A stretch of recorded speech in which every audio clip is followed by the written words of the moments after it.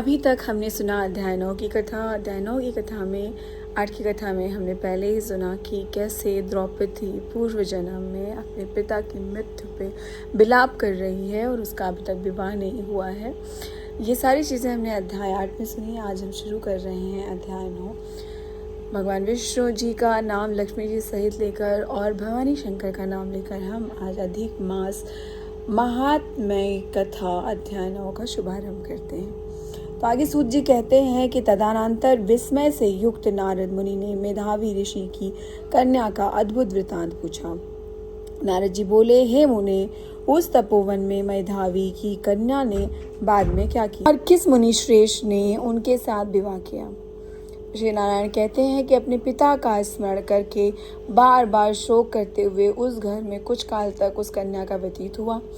युद्ध से भ्रष्ट हुई हरिणी की तरह घबराई शून्य घर में रहने वाली दुख रूपी अग्नि से उठी हुई भाव द्वारा बहते हुए जलते हुए कमल वाली दुख से प्रति क्षण गर्म श्वास लेने वाली अति दीन घिरी हुई सर्पिणी की तरह अपने घर में तनरुद्ध अपने दुख को सोचती और दुख से मुक्त होने का उपाय को न देखते हुए उस क्रीदोषोदरी को उसके शुभ भविष्य की प्रेरणा से सांत्वना देने के लिए उस वन में अपनी इच्छा से ही पर क्रोधी, जिसको देखने से ही इंद्र भयभीत होते हैं, ऐसे जटा से व्याप्त साक्षात शंकर के समान भगवान दुर्वासा ऋषि आए। हे नारद, भगवान कृष्ण ने राजा युधिष्ठिर से कहा कि हे राजेंद्र, वह दुर्वासा ऋषि आए जिनको कि आपकी माता कुंती ने बालपन में प्रसन्न किया था।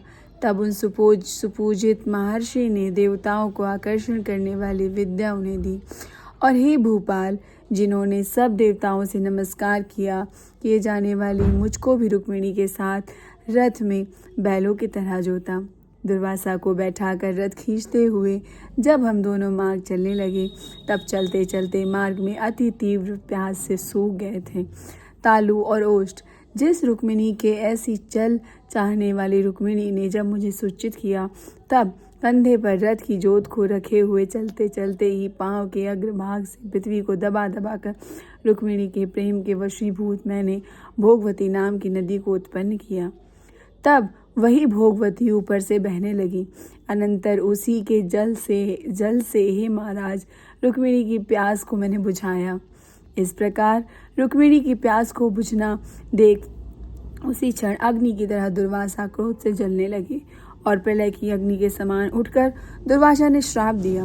बोले, बड़ा आश्चर्य है हे कृष्ण, रुक्मिणी तुमको सदा अत्यंत प्रिय है, अतः स्त्री के प्रेम से युक्त तुमने मेरी अवज्ञा कर अपना महत्व दिखलाते हुए इस प्रकार से उसे पानी पिलाया, अतः तुम दोनों का वियोग होगा। इस प्रकार उन्होंने श्राप दिया। युधिष्ठिर वही या दुर्वासा मुनि है, साक्षात रुद्र के अंश से उत्पन्न, दूसरे काल रुद्र की तरह महर्षि अत्रि के उग्र तप रूप कल्प वृक्ष के दिव्य फल, पतिव्रताओं के सिर के रत्न, अनसुईया भगवती के गर्भ से उत्पन्न अत्यंत मेधायुक्त दुर्वासा नाम के ऋषि, अनेक तीर्थों से जल से भीगी हुई जटा से विभूषित सिर वाले साक्षात तपोमूर्ति दुर्वासा ऋषि को आते देखकर कन्या ने शोक सागर से निकलकर धैर्य से मुनि के चरणों में प्रार्थना की।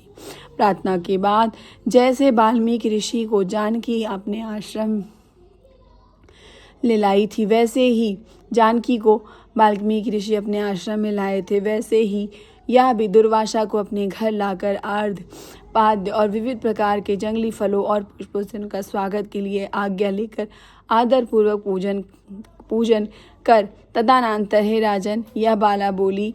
कन्या बोली, हे महाभाग, हे अत्रि कुल के सूर्य, आपको मेरा प्रणाम। हे साधो, मेरी अभाग्या के घर में आज आपका शुभागमन कैसे हुआ। हे मुने, आपके आगमन से आज मेरा सूर्योदय भाग्योदय हुआ है, अथवा मेरे पिता के पुण्य के प्रभाव से प्रेरित मुझे सांत्वना देने के लिए ही आप मुनि सत्तम आए हैं। अब जैसे महात्माओं के पांव की धूल जो है वह तीर्थ रूप है, उस धूल का स्पर्श करने वाली मैं अपनी जन्म आज सफल कर सकूंगी।